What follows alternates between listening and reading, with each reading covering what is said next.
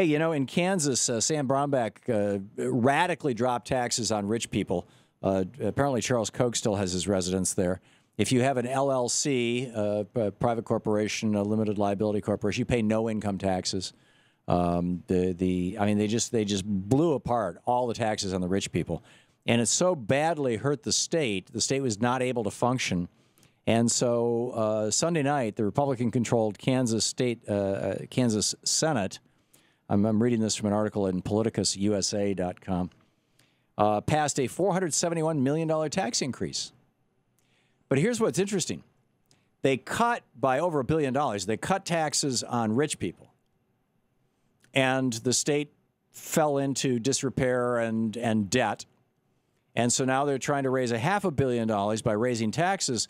What are the taxes they're raising? Are they going to raise the taxes on rich people that they cut? No, they're not. They're going to raise the sales tax from 6.15 to 6.55%. In other words, everything anybody buys. So, you know, if somebody, you know, if a billionaire makes a few $1 million an hour and just puts it in a Swiss bank account, no tax there. But if a minimum wage worker goes and buys anything anywhere, their sales tax just went up. The cigarette tax is going to go from 79 cents a pack to $1.29. It would also lower deductions for property taxes. So if you're an average working person who owns a home or has a mortgage on a home and you're deducting your property taxes from your income taxes in the state of Kansas, good luck with that. You're going to have to pay more in taxes, more in property taxes. And also if you make charitable contributions and if you deduct your home mortgage interest. Those deductions are going down. In other words, you know, let's hit the middle class. They go on to, let's see, who wrote this piece? Keith Breckus for PoliticusUSA.